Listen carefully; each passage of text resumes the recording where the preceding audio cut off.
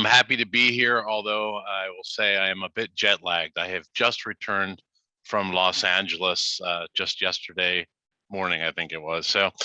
Um, I'm happy to share with you some of the information about environmental mixtures, but I wanted to just start out with a couple comments. I realize this is being hosted by a group that has a lot of expertise in biofilms. And while I was in the United States, I faced a question about whether biofilms and water distribution systems could be a reservoir for certain types of contaminants that have a relatively high log KOW, or they tend to bind and partition the lipids. If anyone on this call would like to chat about that, my email will be at the end, because this is a very large scale litigation topic in the United States. So if there's experts that know about biofilms binding to chemicals, please do write me at the end. So with that, I'll jump right into my presentation. Hopefully I can get to advance. I'll watch my time.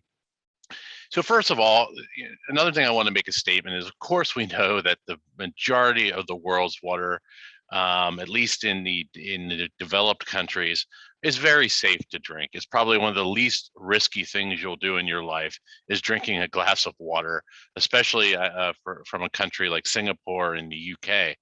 However, we do get caught off guard from time to time. I've served for over a decade on the state of California's expert panel on emerging contaminants.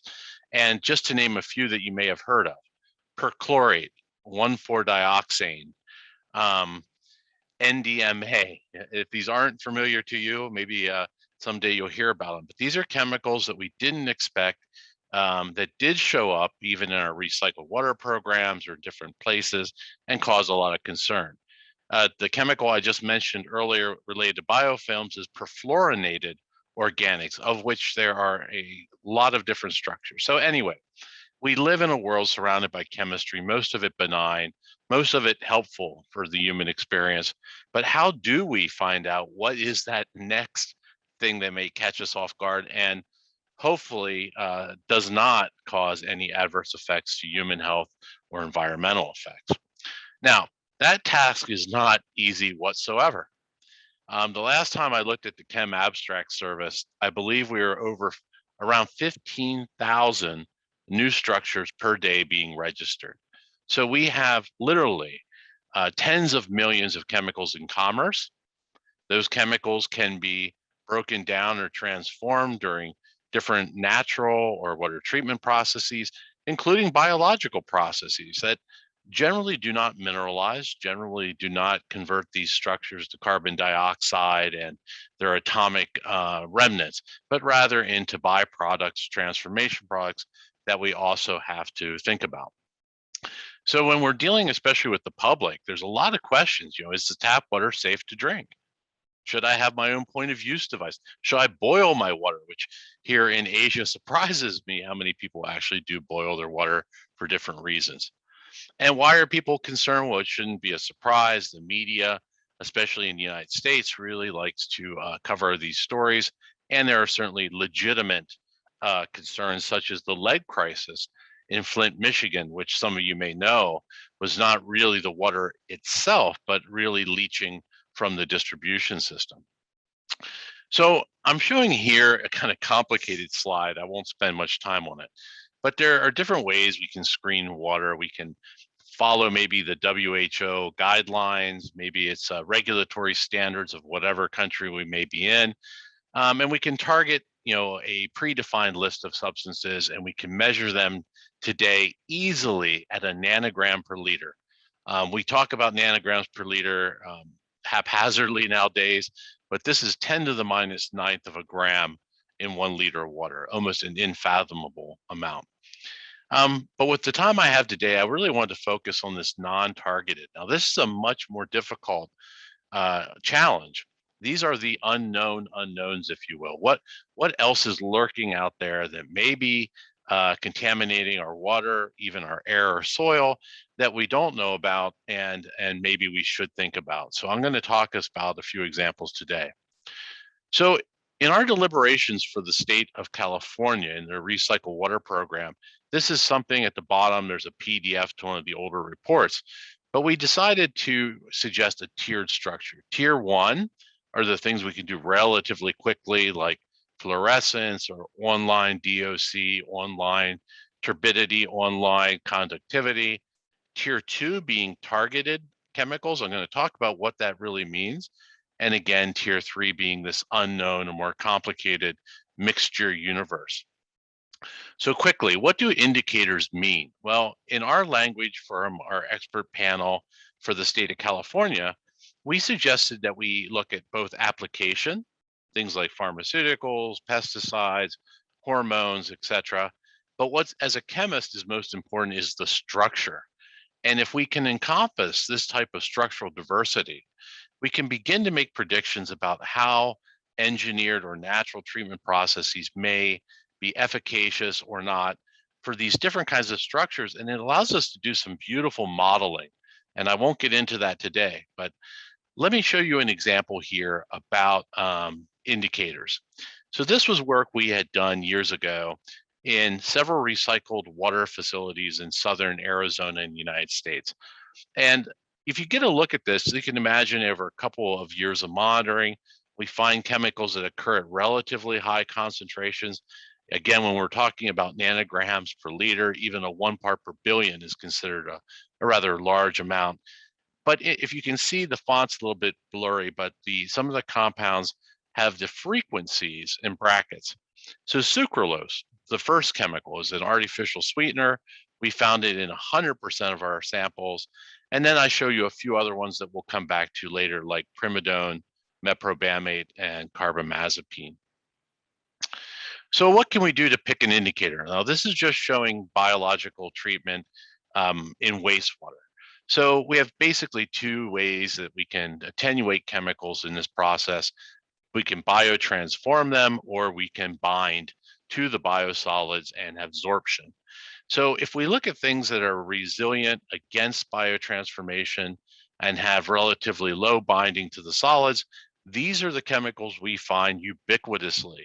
So you may, if you're really keen and you saw that last slide, you'll recognize carbamazepine, sucralose, and meprobamate. So these are very good indicators for wastewater. On the other hand, other chemicals should be well treated. On the right of the screen, it just popped up. This is doing the same kind of idea for ozonation. And the idea, again, is that we don't have to monitor every one of these 60 plus million chemicals. Oops, kind of in auto mode here, that are in commerce. We can actually pick representative structures, whether in the case of ozone, something like carbamazepine is very easy to oxidize, or on the far right screen, a chemical like iopamidol in X-ray contrast media, which is very difficult to oxidize.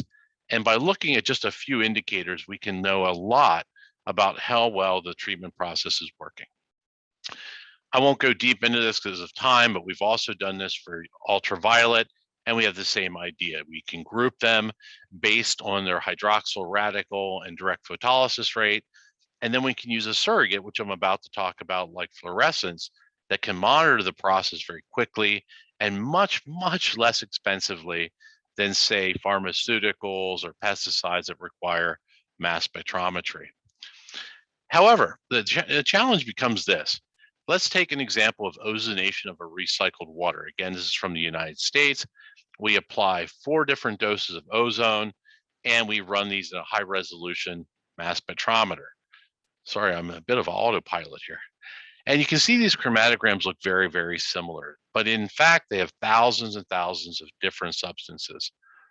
So if we begin to do more complicated statistics, what we can see in principal component analyses are that these waters, the chemicals within these waters, are very different. What you see in this kind of PCA plot are massive differences. So we can take those data and put them into a heat map, in this case, a process called MPP, and we can actually begin to see that each bar represents a different chemical structure. So it allows us, to see what things have been formed, what things have been removed, and what things are the same before and after ozone. So now I'll just show you one example from those many, many bars. This is a chemical called benzotriazole. It's a very common anti-corrosion agent. It is used in dishwashing detergents and other purposes. And what we're showing with the mass spec is that when we add ozone or hydroxyl radical, we don't make it disappear. Disappearing is in magic, unfortunately, not chemistry. So what we do is we transform the benzotriazole into a dicarbaldehyde, which is very stable and would end up in the consumer's tap if the benzotriazole was oxidized. So the question for the audience to think about is, which of these two is less or better to drink, one or the other? And that is not a question a mass spectrometer can answer. Let me show you another example, should be on the screen now, of carbamazepine. That's another one of the pharmaceuticals I showed is quite ubiquitous. So what I'm trying to show here is that when we add ozone to carbamazepine, a very, very low dose of ozone, we can see the formation of a transformation product by mass spectrometry. And in this case, we're fortunate with the high resolution mass spectrometry to identify that compound. Unfortunately, the byproduct, well, we'll just call it BQM to make it quick, is actually more toxic than is the parent chemical. In other words, we have to be more concerning about the byproduct that we formed when we oxidize than the chemical itself. So let me give you a case study here at the end to show you how this kind of comes together. And this is an interesting study. We published this now, hard to believe, 5 years ago, about a type of endocrine disruption. So today in our analytical and bioanalytical portfolio, we can measure almost anything. And I love to use in vitro bioassays. And that was a topic that I just spoke about in Los Angeles, I think less than 48 hours ago, it feels like. Here, what I'm showing is 3 different types of endocrine disruption. GR is glucocorticoid. I'm going to talk about that. You may not have heard of it. AR is androgen, or like male hormones.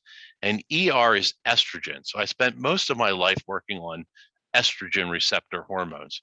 Today, we can basically screen the entire human genome in vitro. So if you just look at this left-hand column under GR, the red is a log2 activation. So we are seeing extremely high levels of activation of the glucocorticoid human receptor, this is a human cell line, in our recycled water systems. If you're also keen, you can see that ultraviolet light rapidly attenuates that effect. So it's kind of an interesting finding. So we dug a little deeper, and we found that glucocorticoids, again, this is one of the steroids in our body. In terms of prescription, they're one of the most prescribed drugs in the world, both data from the UK on the left and from the United States on the right. And interestingly, in the United States, some of the most powerful glucocorticoid drugs became over-the-counter drugs, meaning you could buy them at any store in the country in 2014. So what do? How do we deal with this complex mixture? Well, we do high throughput screening. We can test for the different endpoints in the human genome for toxicity, even genotoxicity. In this case, we're only going to talk about glucocorticoid, which is an endocrine disruptor. Then we can separate. So we can take this complicated mixture of chemicals, and we can separate it by polarity or by molecular weight, different ways. We could even do volatility. Then we retest each fraction in the bioassay, and we test it with high resolution mass spectrometry. And it basically looks like something like this. With a coarse fractionation, we get different amounts of bioactivity, and we can begin to identify different types of substances. And I'm going to jump towards the towards the conclusion because of the timing today, but I want to show you, it's very interesting. This is the results of some of our recycled water systems in the United States. And what we found was that about half of all the glucocorticoids we detected were coming from this chemical. I'm going to call it TCA to make my life easier, but hopefully you see the blue square around it. This is one of the 2 drugs that was approved for over-the-counter use in the United States. Now, at the time we did this work, this molecule, as best we know, was never reported in peer-reviewed literature, any report we could find. So it was a really interesting finding for us. And what was really amazing, and I don't have time to really dive deep, but this same chemical, the same TCA, was very potent in the human genome. So these different bars, as you move towards the left of the screen, we have less potency, and as we move to the right, we get more and more toxicity or potency. So what we found is that this chemical TCA was 2.3 times more potent than the positive control. Dexamethasone is a very common glucocorticoid used in medicine. In every study before our study was used as a positive control. And what we realized is that some of these newer drugs, these newer synthetic glucocorticoids, were much, much more potent to the human receptor than were the more natural or not non-synthesized glucocorticoids. So I'm jumping through a lot of steps to try to keep within my time. But what we were successfully able to do is balance the glucocorticoid budget. In other words, we could identify every chemical that was responsible for this toxicity that we saw in vitro. And in case you're wondering, well, does that mean anything in vivo? We actually did a study when I was at NUS with fish, and we found that the levels that we detected in the environment indeed had impact to fish. So, it's a way that we to look at a mixture and get data that we can then go back and see if it has health relevance to an animal. And in the human scenario, I'm skeptical it would have human health consequence, but in the environment, we did prove that the levels in wastewater could impact whole fish. So as you heard, I am very honored to be the executive director of NEWRI. We just entered our fourth tranche of funding, so we've secured 5 more years of funding, thanks to PUB and the Ministry of Sustainability and Environment. So I want to close, it looks like I have about 3 minutes, with just a few examples of what we're up to nowadays. So NEWRI, we've built a very strong analytical core. Coming into tranche 4, we've procured some new mass spectrometers. We've increased our ability to do pathogen testing, including wastewater-based epidemiology or surveillance of COVID, funded by Singapore PUB, and things like microplastics and others. So we entered into a joint agreement with Agilent, so we were able to get some of the most modern state-of-the-art equipment, and I'll just show you in my final 2.5 minutes a few examples. So one instrument that I really admire is this ICP-MS coupled to gas chromatography. Hopefully some of you know what that means. I don't have time to really get into it, but just to say it can do atomic level analyses. So what we're showing back down in the left corner is a chemical called nonylphenol, a very well-known endocrine disruptor, very well known to occur in wastewater effluents. But what happens when we chlorinate? Now, interestingly, what we're showing here, and don't have time to really get deep into, is that if we add chlorine at the same time that we have the presence of bromide, we begin to form some very interesting brominated structures. If we add iodine to the chlorine process, we get iodinated. And what we're showing on the right, lower right, is the cell toxicity. So what we're basically saying is that as we begin to brominate and iodinate these common structures that we find in wastewater, they become actually more and more toxic. So I think this is a quite important conclusion. This is not something you can learn from a mass spectrometer. You must have a biological endpoint to put this into some sort of toxicological relevance. I mentioned the wastewater-based epidemiology, the current work we're doing on SARS-CoV-2. We've expanded that to even the common flu virus and other pathogens.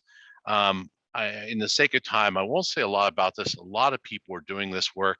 I think what's most interesting in this particular slide, which has a lot of info, is in the bottom left-hand corner.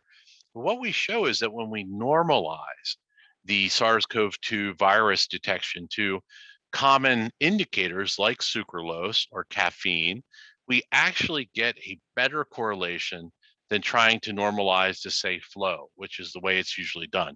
And if you think about, a sewage collection system in a heavy rainfall event, this could cause an anomaly in the flow data, whereby if we normalize it to human markers like sucralose or caffeine, we actually get a far better agreement.